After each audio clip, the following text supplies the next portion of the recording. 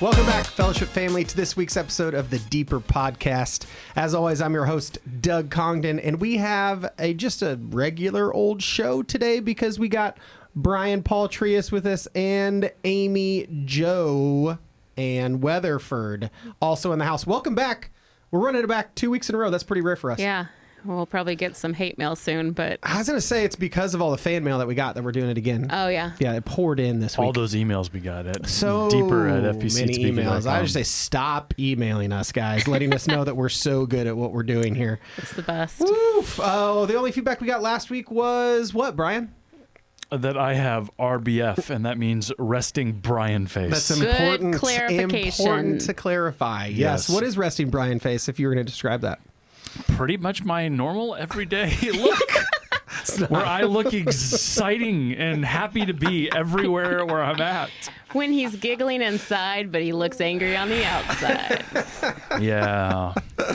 This is not new. This is not new. It's not new, but it was new to the person who brought this up and told Amy. So anyway, but we all know deep down he is this well of joy and love and physical affection and hugs and stuff. So if you see him on the weekend, make sure give him a hug.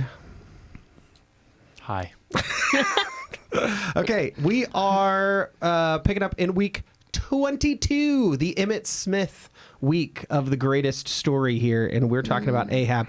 Now, I think of Ahab as the worst king. Mm-hmm. We were having some arguments, maybe not arguments, but some discussion beforehand that there were some other kings that were also just... I think he's the worst northern king. The worst northern king. And to his time frame, I mean, he's up to this point, he's the worst. Yeah, right. At least we can safely say that because Scripture says he it. had the world record, and then somebody will come up and follow maybe up. somebody took it. Yeah. God's Now, the only one that has that measure of who has a world record. It always does so. the comparison, as Joe talked about last week with Jeroboam. Yeah. Like it always say he walked in the way. It doesn't say Ahab, but I think that's like the opposite of David. It's like David for the south and Jeroboam for the north. Like but Ahab's pretty trash. Yeah. I mean, that's a good, we need to use as much like hip terminology for the next generation who's listening to. It's so trash. He's cooked. Yeah, he's cooked. He sold so hard as a king. I'm just picturing Maurice Heim being like, yeah, that's dope, guys.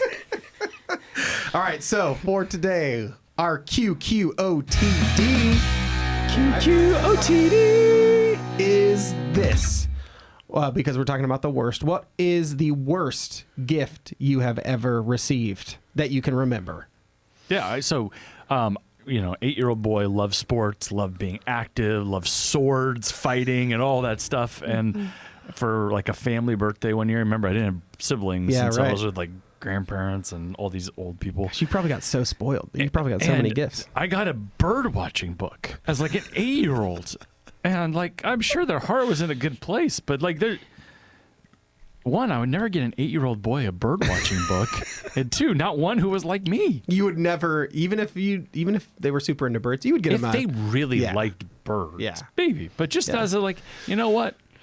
I see him. I think about him. It wasn't your parents, right? Was it like a relative at least that didn't know what to do? And they might have just not been with us. Yeah. I don't know. And But I just remember getting that and being like, it's like the thing. Feeling very known and seen. Yeah. It's like, this is going to get thrown away. Yeah. In about 10 minutes. As we always make fun of my mom because no matter what gift she gets, whether it's a great one or a terrible one, she'll always say the same thing, which is just what I wanted. But she'll say it like very convincingly. And I can just picture you not being able to fake that because I don't fake you are things who you well. are. Yeah. Do you think though that somebody like a distant relative was like, I mean, only child, I don't know if he has a lot of friends. Maybe this guy's going to get into bird watching one day. Maybe the birds are his solo friends. activity. I didn't care enough to ask. You tossed it in the trash though. I probably did. Yeah. I don't know. Yeah. I mean, good answer. I don't remember it. Okay. Amy, you got one? Because is it just a gift or a birthday gift or... Oh, a gift.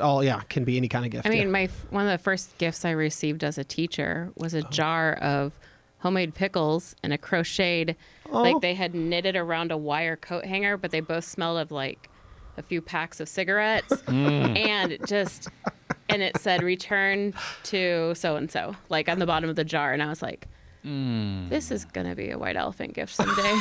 And it was. Wait, talk to me about the knitting around the hanger. I'm trying to picture this. What does that look like? So back in the day, our wire hangers that we have, now we do plastic. Yeah. If you want them really fancy, they would literally crochet around it So it was like Really? Like on the frame, it would be like around the knitted. hanger was like this crocheted thing. Did it say anything? Did that say No, anything? it was just like because you were pretty. using it, but Yeah. it would just be nice and soft and So smell like. interesting. Did you eat the sta- pickles? No, Do you like pickles? yeah, but I didn't know where it was coming from. No. Yeah. I do like pickles, but I think I if would have eaten the pickles. Yeah, I probably would have. I just could feel like the smoke smell just Yeah, permeating penetrated everything. everything. Yeah. Ugh. So mine, the first thing I thought of is, and this is not trying to be mean, I collected mugs. I was a collector of random stuff when I was younger, and at some point it was mugs, and my parents had gotten me the display thing on the wall with all the little hooks so I could display all my mugs. But at a certain point, I was like done with the mugs. I was like, okay, I can't do anything with these. I'm not collecting anymore. But for the next 2 years, everybody just is like, oh, it's an easy gift. I'm traveling. So I remember one time my mom came home from a trip and she gave my siblings, each a present, and then she gave me a mug, but I was like way past mugs, and I just lost it and started crying that I got a mug. How old were you? 15. No, I don't know. I think we might have been in our new house. So I would have been at least like 11 or 12. And I can just picture you taking it and dropping it, breaking it. I felt so bad. And my mom felt so bad. I felt bad for making my mom feel bad, but it was like, okay, I gotta step up my I had game. to I do can't the do pickle mugs one anymore. because the worst one really was when my 16th birthday, my dad gave me like my purity ring, and I thought it was ugly. I wasn't excited about doing a one-on-one. I mean, this sounds horrible now. It does, I yeah. would do it. Yeah. But we didn't have our family meal like normal. We didn't get to, it was like we would play games. It was great.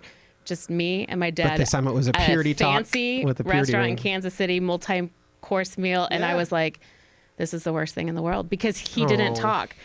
Oh, that's super tough too. And then, whatever. So I have since apologized. We've Yeah. laughed about it. Yeah. But Oh, I was clearly in my 30s before we addressed it. But I just remember going home to my room and crying and being like, worst birthday ever. Oh, and I and was it like, was your it shouldn't 16th be. Yeah. too. Oh, okay. Okay.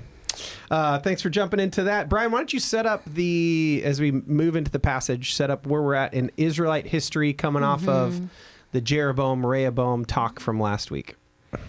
Kingdom is split. The northern kingdom, Israel, has more people, more land and everything. But they, as Joe said in his message last week, they never have a good king. I can't tell you how many kings there are between Jeroboam and Ahab. Oh, between? Yeah, okay. Amy will look it up. Do you have memorized, don't you? I did, You for, did a while. for a while.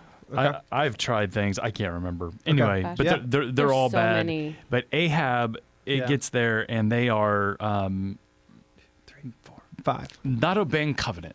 Is the way I like to say it. They are not following the laws of the Lord, and the Lord has them in a time of covenant curse, and they are experiencing famine and drought in the land, and people are dying, and Ahab is looking for Elijah and wanting to kill him. Mm-hmm. Great.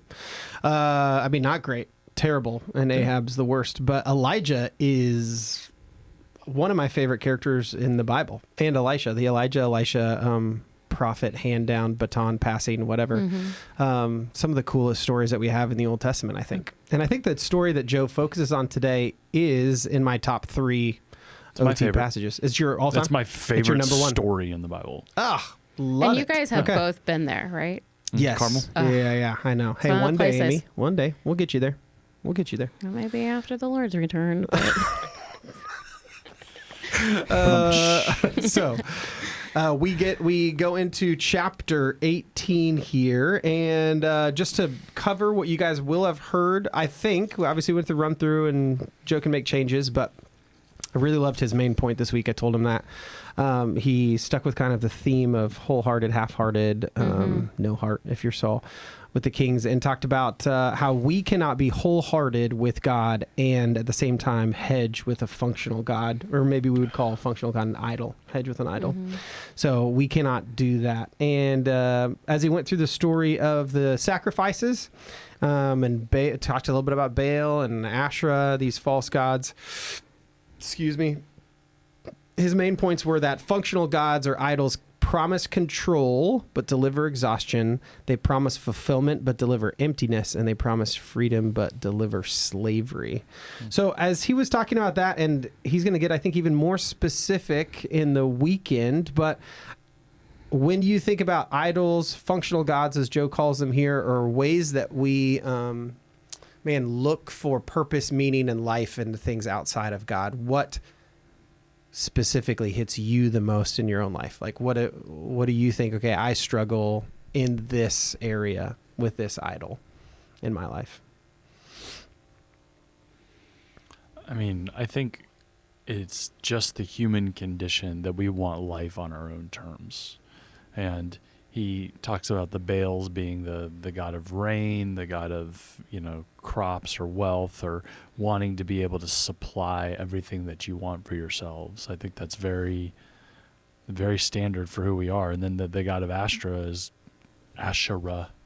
is the god of, fertility or pleasure, or kind of that side of life. And I think I don't know anyone who doesn't struggle with wanting their own pleasure, whether that is sexual or whether that is like stuff or possessions or whatever it is on our own terms. I think they're even comfort, just the base stuff that we all feel. So I would say both of them, over time, whether that is, you're struggling with lust, or you're struggling with wanting more money, or you're struggling with you just want life on your own terms. What's fun is, as I don't know if fun's the right word, but as you kind of broke these down, and it's kind of almost more career and one more family relationship thing. You guys are doing great bringing it back. I would have said most of my life was this build up to when I would be the perfect wife and mother, and took the notes, listened to the books, did everything as a little girl dreamt about this. Yeah. And I really will say being a mom and a wife had been an idol in my life. Like, I knew that that's what I was made to do. Even college, I was like, I'll do education, that will help. And I had to literally hand that over to the Lord. And I feel like in that wasn't happening. So in the meantime, then I'm going to be the best teacher ever, or I'm going to even like ministry or whatever. It's like, well, if I'm not going to be known for like what in my mind, the perfect Christian woman role is, that I'm just going to have to be really good at my job and be well loved, like the one that people talk about, whatever. And so once again, I just replaced one idol with something else that would give me purpose, identity, when it's like, God's like, no, still me. So what a perfect example of how we'll just look for those idols, and if one dies, we'll just replace it with another one. But yeah, you kind of went through both sides of this. I think Jill will probably talk about the career, family, like Baal and Asherah comparisons there. That was really eye-opening for me when he did that. Talked about doing that. I said, oh, that was a really good way to sum up the promises of those false gods in like ways that make sense to us in 21st century mindsets. So let me ask you this, because this idea at the base of this talk is what we refer to sometimes in conversations as like Jesus plus something, right? And sometimes we're saying that about like, I only believe salvation is like, I only believe I deserve salvation if it's Jesus plus my good works or something like that. In this case, it's Jesus plus the things that I want is the key to me having like a happy life on earth, or fulfilling life.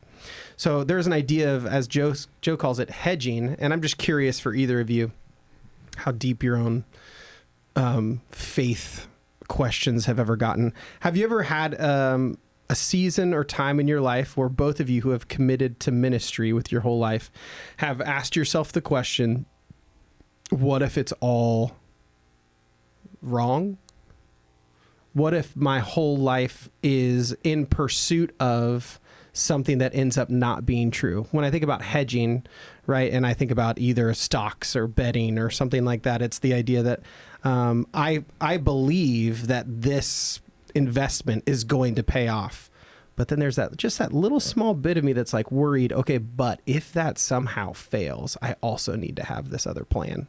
So when I think about like hedging spiritually, have you ever had those doubts or moments that I think people in our congregation have had where they're like, okay, is it really worth me putting everything I have into this one religious basket?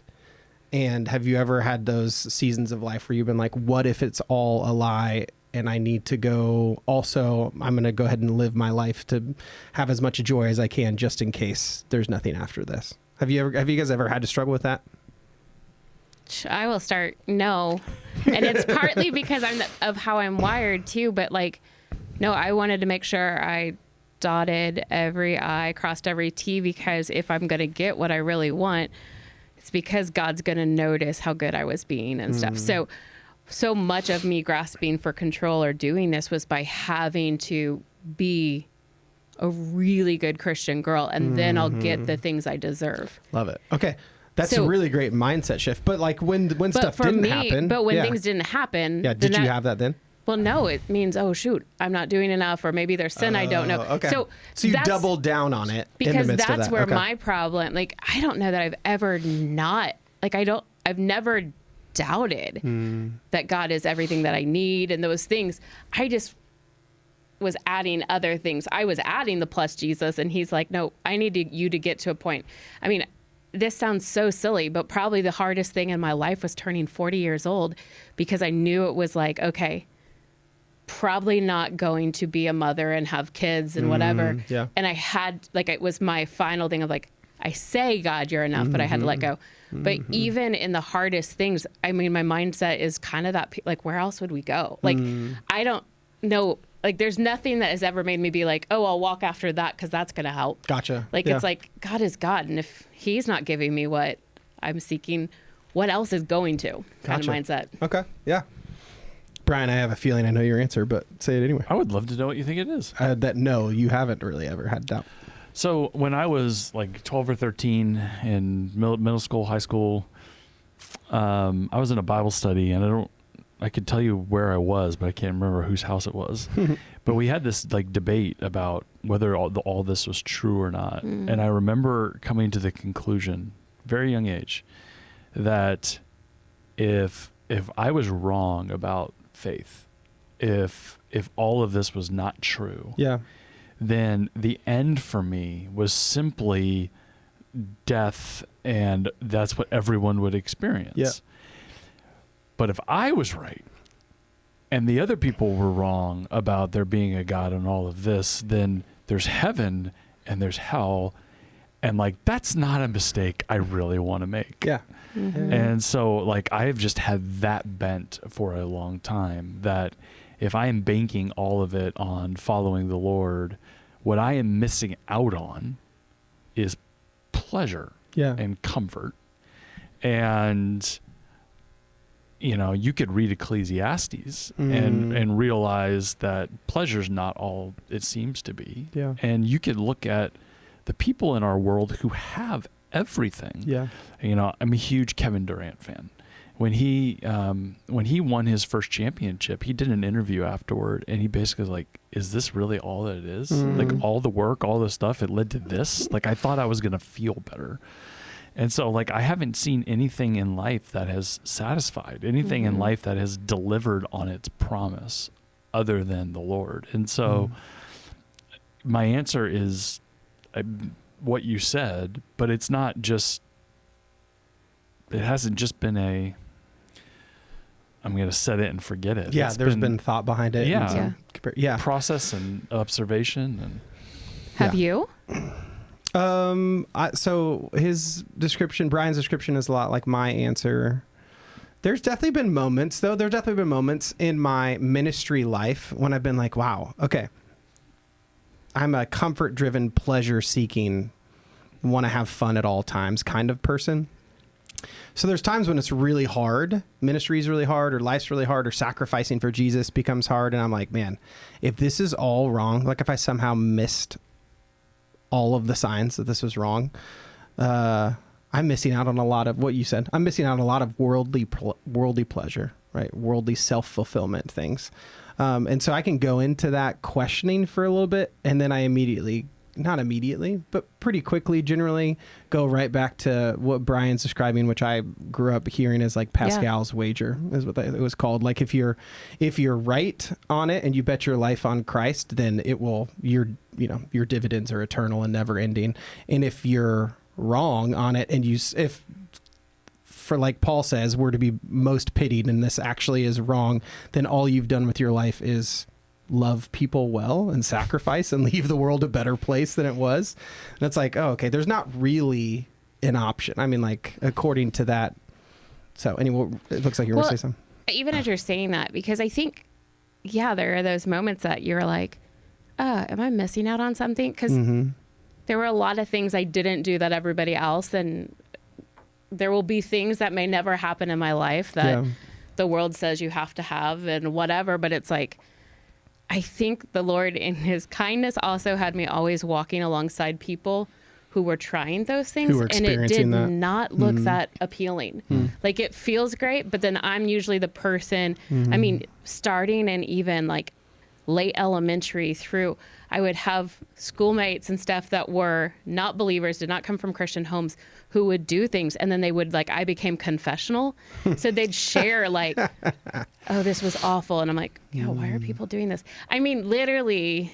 Yeah. So I think in ways that was kind of God to be like, you don't even want to do these things, Amy. Like, because I saw enough of the hurt and the pain, and I'm like, I much rather watch other people do something stupid and learn from their pain and mistakes than put my toes out there. And so I think God wired me luckily that way. But because there's other people I love dearly that just have to go try, and then like, oh, that wasn't worth it. And I'm like, I'll just watch you.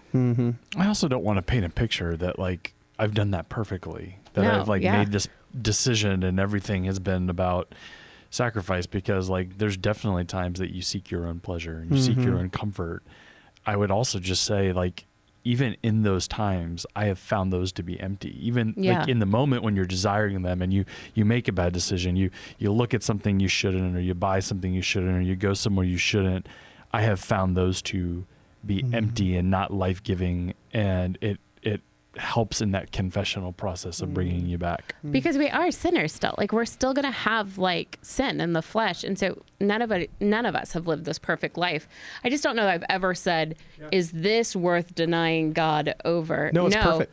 It's more like I'm following God, but yeah, I wanted to do that first question in a sense as a setup of an all in or an all out, you know, and then work backwards to the point where we admit that, like, even if we're people of faith, we still do this thing where we kind of mess with idolatry here and there, because in the moment we want pleasure, we want whatever it can offer us. And so even if on a grand scale, we're not like actually thinking, I'm going to hedge my bets with Jesus by also pursuing a life that gives me the most chance for pleasure on this earth. And as Joe put it in his message, like, we use Yahweh in this case for spiritual salvation, but then for a practical daily life, we use these other gods or idols for this is going to make me the happiest that I can be on this earth. So I know that we probably don't do it in the full scale black and white, but we do daily kind of make these right decisions. So in that case, if we think about it in a smaller way, what are the biggest Baals, Asherahs, temptations that those things offer us that we're drawn to the most? What are those things that we like flirt with the most, or, you know, use the most to kind of balance out what can sometimes feel like a sacrifice to follow Jesus? So I'm going to riff just a little bit. Yeah, great. I think I just read through the names, and I think he was like the 5th king since Jeroboam, or like the 4th king. Yeah, Ahab. Yeah. And so if they're experiencing covenant curse and they are not getting the fruit of the land, they are not having, in this case, there is the drought, the famine. It's like God's not providing these things, they, whatever level of understanding they have or not. And so we're going to go to Baal, we're going to go to Asher, because this isn't working. We're going to try to bring these things in, almost from a thing of like lack, right? Almost from like a thing of desperation. And I think what makes it a little different for us and a little harder to get our hand around is like, I'm not sitting here in lack. I'm not worrying about where my next meal is coming from. I'm not worrying about like how I'm going to provide for my like there's all these things. And so now it's just it becomes a little bit more about me. And what I want. And when I'm not getting my best life now, well, I deserve I deserve this. And so I'm going to go put it into sports, or I'm going to go put it into lust, or I'm going to go put it into these things because I'm not getting what I want.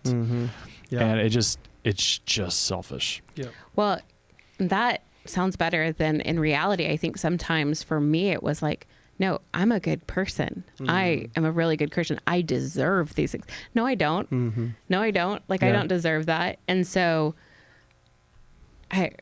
when I look back at some of my times where you're like cringeworthy moments, if you could go back and look at how you acted in a situation or how you were, I was like, it was an entitlement of like, you will respect my property, or I deserve this, or and it's so, ew. I love that I know you and have heard enough stories now that I know exactly what you're talking about. But it's like, when you mentioned that story. there's so many times I can look back and I'm like, ew, I didn't even enjoy where I was in that, or when I knew I could go spend time with the Lord but I just need to rest. And then you numb out doing something you don't, like a mindless show that does nothing great for you. Or there's just things, it's so dumb. Some of the most angry moments in my life is because of stupid sports games.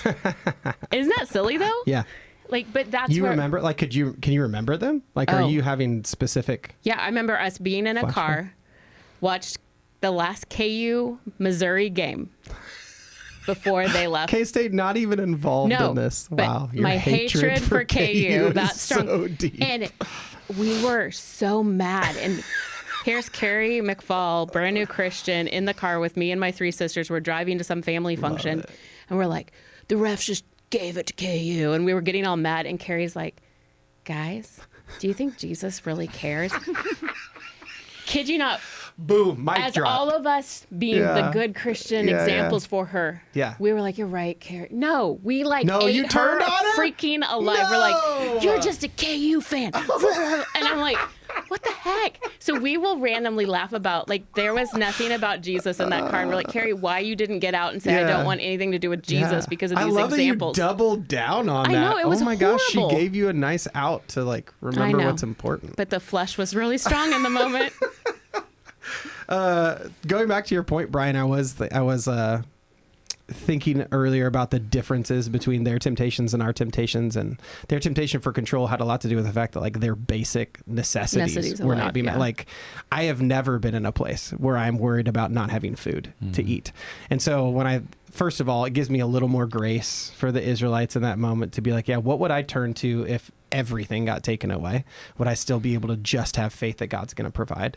And then it also made me feel a little guiltier about like how, given everything that God's given me, do I still just like flirt with the stupid stuff? And it's, I mean, the thread that we're tracing throughout Scripture again and again will be that success, you know, can lead us farther from God and farther from reliance on Him and dependence and into our own kind of like, I don't know, which is self-pursuit. Which is why it's so interesting when Ahab goes before the king and says, hey, there's going to be this famine. Elijah goes before the king. Elijah, who do I say? Ahab. Oh, yeah. Elijah goes before the king and says, hey, you're going to have this famine. He goes off by himself. The Lord feeds him with a raven. But then he goes to this widow and he's like, make me a cake. And she's like, sir, I can't. Yeah, I got nothing, dude. I've got enough to make a cake for me and my boy. Yeah. We're going to eat it. Gosh. We're going to die. Yeah. And he's like, tell you what, go make me a cake. Yeah. Your oil is never going to run out and your flour is never going to run out. And she has the moment there to go, no, I'm going to take care of my family. Or I'm going to trust this man of God. Yeah. And she trusts the man of God, which is unlike everyone else. Yeah. Yeah. And what does God do? The oil never runs out. The cake never runs out.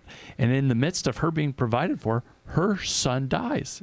And she's like, I've done everything you said. How come my son's dead? And he's like, I'm going to go stretch myself over talk to him. God about Yeah, we're going to talk about that. And God provides. And so there's this shining example of faith from a widow in Zarephath who is nothing in the kingdom of Israel, of someone who is trusting in who God is and what He's going to do in the midst of a nation that is not.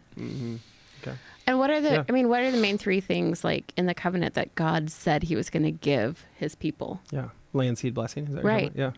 And so you think about everything that they did. Like, they're like, well, he promised these things, but we're not seeing it follow through. So much more of that child, like where they would literally do the child sacrifice, was they would do that for fertility. Like, oh, so we can have more children. Because if your name dies off, if you don't have kids, you're... And so it's like, still, everything was so backwards, their way of wanting. Yeah. Like, just... Yeah. So take it into today's world for our listeners. When you're thinking about what it looks like to be wholehearted, and that requires you to kind of like leave everything else.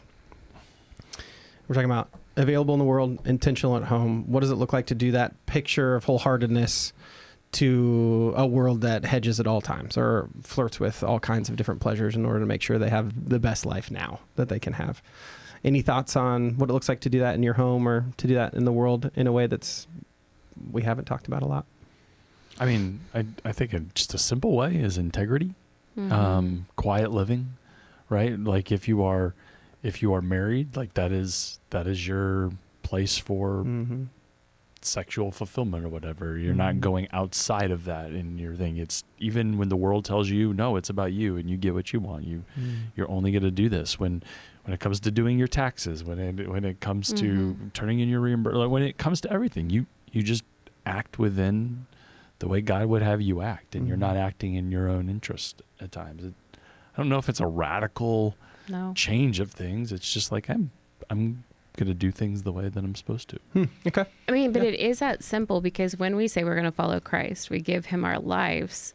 I think that's part of it, is like, sure, I could go search and go after things, but I'm going to actually trust him, because so far it didn't go well when they don't trust him. But I also know, I think a lot of times, especially in the Christian world, I watch, and it's been, maybe I was too scared to, I don't know. There were ways where I'm like, I probably could have, like, I really want this, I'll just take it into my own hands and do it. Yeah.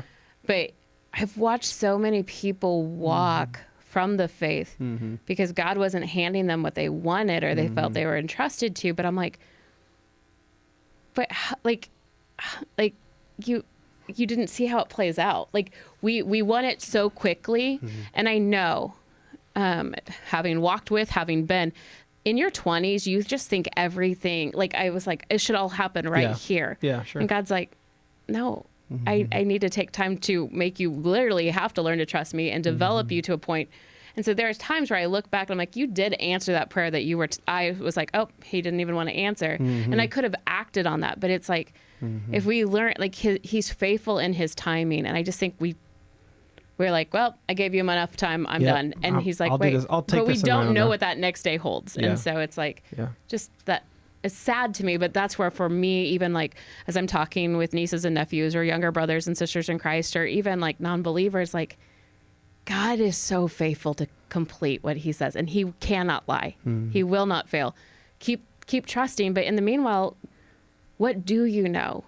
Like, what can you hold on to? Right. Yeah. And are these other things really going to satisfy in the end? Like, why would you go to these things when you have the creator of all who loves you and made you for a relationship? Why would you even remotely want something that's a counterfeit? That's not going to do anything. Yeah. That's great. That's good. Okay, let's get to last section here. Cutting room floor. Good job, Amy. I like the addition there. What do we get in 1 Kings, let's say, I don't know, 17 through 20 or something that we're not going to get to talk about? Joe obviously focuses a lot on the top of Carmel. And so you already hit kind of widow of Zarephath section of the story. After he runs down, we get not only the slaughter, but then the outracing the Ahab to Jezreel and the hiding away and kind of whining and the God showing up in the mountain and speaking to him in the whisper.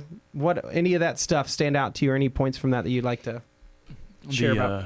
The raising of the widow's son. Yeah. So Elisha does it too, right? Raises a widow's son. Of course. Both of them have to do it by, it says, like stretching themselves out over the person. Like It's very unusual language. Yeah. I have not done any research into what that means or like what that signifies, but like they were praying to God and doing something physical with their bodies. Mm-hmm. Who else raises a dead kid? Jesus. Yet he doesn't have to do any of that. Oh. Jesus just walks in and says, "Sit Get up." up. Get up. Wake And up. so he's doing the same thing that Elijah and Elijah do. So they should go, oh, like something's happening here, but he does it in such a distinctively different way that shows like his power that they should have gone, that guy's the Son of God. Except nobody was there. Because he kick everybody out of the room before he did that to with the kid. Well- You got to know that story spread. Oh, sure.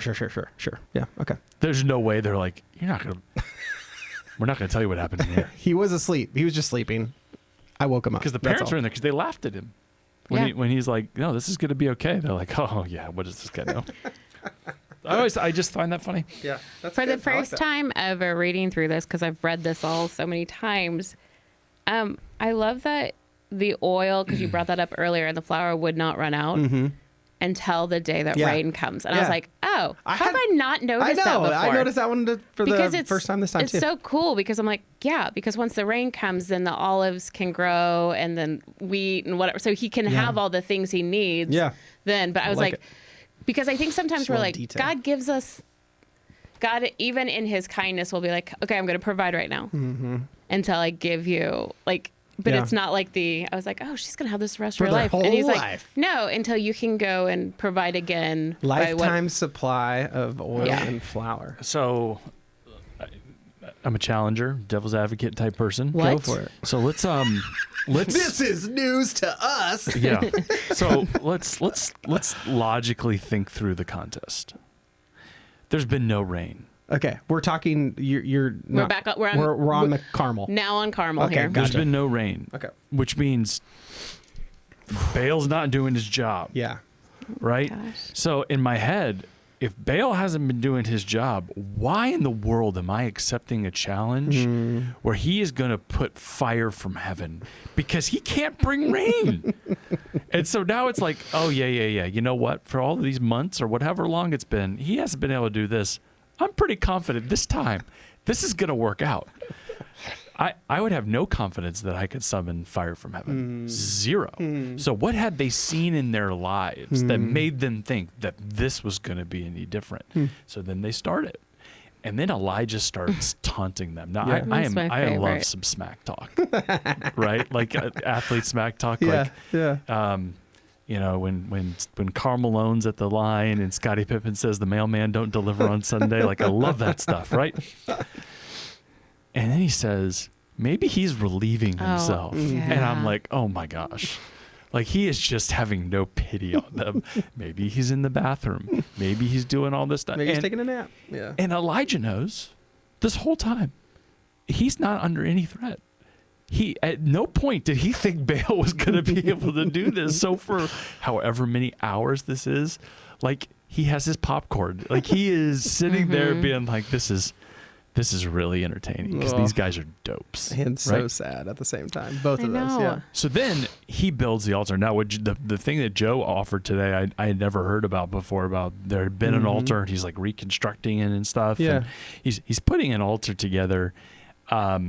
He puts the offering on it, and then he digs a ditch. I would love to know what everyone's thinking as he's digging a ditch. Yep. Like, what in the world? How is this going to help you? And then he covers it with water, and the water is the most Precious. precious resource because Yeah. there hadn't been any, and he's like wasting the water that they have because he is completely confident in what is about to happen. He knows that the rain is coming on the other side, and then the prayer. The prayer is a prayer of faith, but if you also, when he prays it, it's that they may see and know, like, may they take understanding Yeah. from this so that they understand what I know. And then I love the language that it licked up the water. Yeah, I like that too. Like, I just, Also, that it consumed the stones and Everything. the dust. Yeah. It's like that altar Nothing. disintegrated. I think. Gone. Yeah, that's crazy. gone. And then he goes and slaughters a bunch of prophets. I'm like, bunch. this is just, A bunch of prophets. So do you want to talk more about the slaughtering, Amy? no, Okay. I would have had a hard time with that. But Yeah. I just, how do you stand there as an Israelite watching this and not go, oh yeah, that's the same God that. Yeah, like like the remembrance of like, man, what have I been doing with being the Brian, who knows if anybody ever shared with them in their time what God had done in the past. Yeah. Because we know that one generation didn't pass it on, but it's like, I'm like, even if that's your first glimpse, you're like, yeah, I'm going to trust this one. Yeah. And then I think I'm going to start here next week. It's not in our reading. Okay. But like Elijah's response. You're preaching next week. Yes. Yeah. Elijah's response to this. Yeah, right. Jezebel's like, I'm going to kill him. Kill you. And he's like, no. And he runs. And it's like, you just did this thing that no one has ever reproduced. It's crazy. And you're scared of her? Yeah, right. Like, you just killed 850 priests. You can take her. Yeah. It is. It's such a strange dichotomy. Yeah. But it is so us. We'll have this moment and then we're like, oh no. And it's like, come on. Yeah. He literally just came through for you. Yeah. And he wants to quit. That's a tough one. He wants to quit He kind of whines. It's a little bit of like a Jonah feel, like a woe is me. God kind of answers the prayer.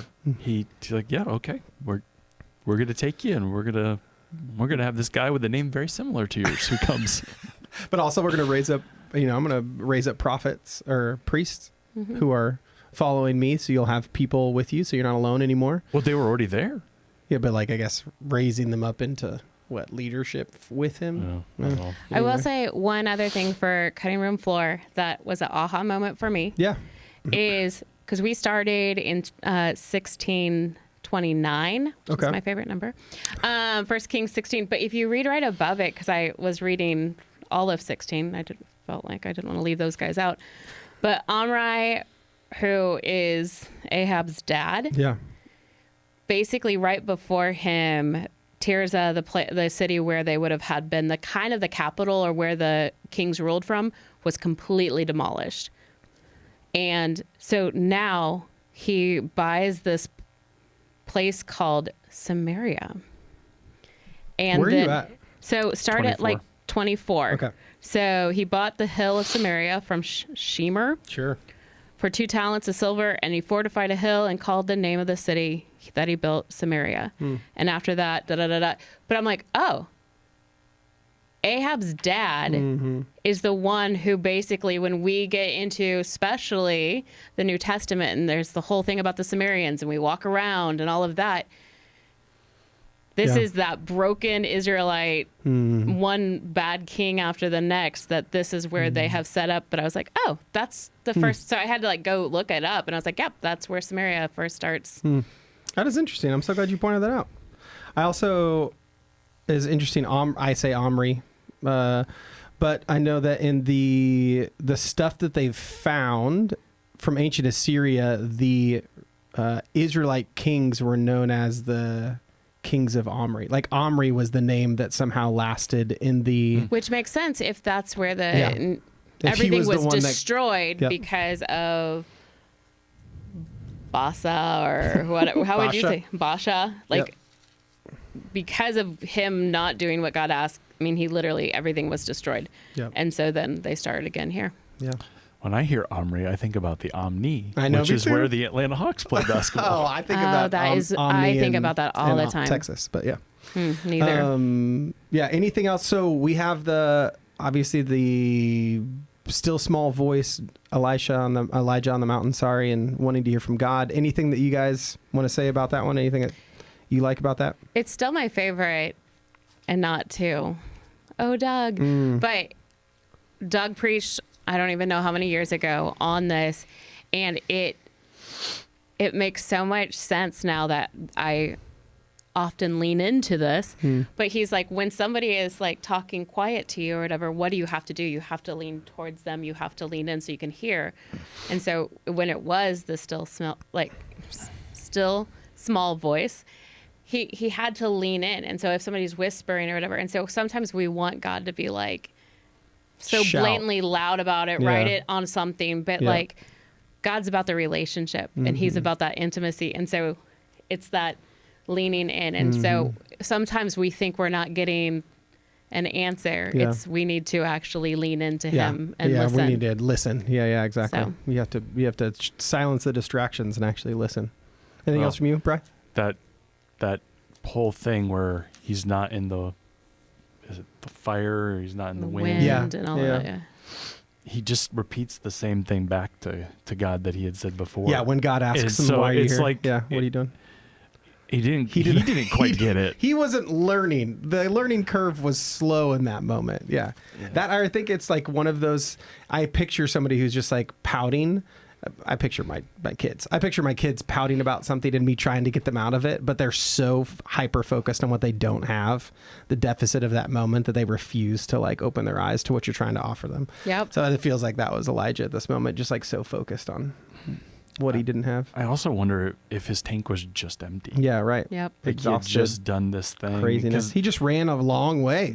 the call of Elisha is 1919. So he Yeah, departed right from there after and it. found Elisha. Like Yep. it's, Yeah. and God in his grace gives him the out, and Yeah. he doesn't taste death. Yep. Mm-hmm. Or maybe he tastes death that's how he died when he went up to heaven.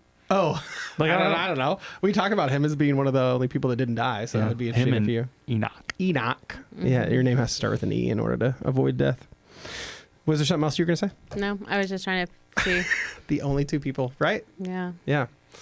Okay, great. Thank you guys. I know that there's more stuff in there, and I'm guessing if people were reading carefully this week, they also were like listening and being like, I can't believe you didn't talk about X, Y, and Z. I will say for those of you, if you guys do like the leader guide and you're talking about in community groups, Yeah. the questions are going to be more throughout the passages you're reading because there's just a lot to Nice. cover. Nice. So. Okay, got it. Love it. Amy, you prayed for us last week, so let's switch it up a little bit and have Brian pray for I us love this when week. Brian as we prays. I close. thought you were going to say, I'm going to pray today. No. Oh, do you want me to? No. Okay, great. Thanks, Brian. All right. Dear Heavenly Father, thank you for your word. Thank you for this story, Lord. This is one of those Sunday school type stories that like I've never forgotten from my youth, but it is something that happened and you are still using to speak with us today. Lord, I pray that we would be people of faith who take you at your word, who simply trust wholeheartedly in you and do not look anywhere else for provision and do not look anywhere else for salvation and do not look for anything else other than what you have commanded and provided in our lives. Lord, as Joe is going to talk about the concept of hedging and about functional gods, Lord, may you rid our congregation, may you rid our people of the desire to go after anything that would distract us from you and what you have called us to in our lives. Lord, as community groups gather and talk about this, I pray that they would be willing to be vulnerable and talk about things that tend to get in the way and talk about ways that we can encourage one another to love and good deeds. And in Jesus' name we pray. Amen. Amen. Thanks, Brian. Thanks, Amy. Thanks for being on again 2 weeks in a row. Killing it. Thank you, Fellowship family, for listening to this week's episode of the Deeper Podcast. We'll catch you all next time.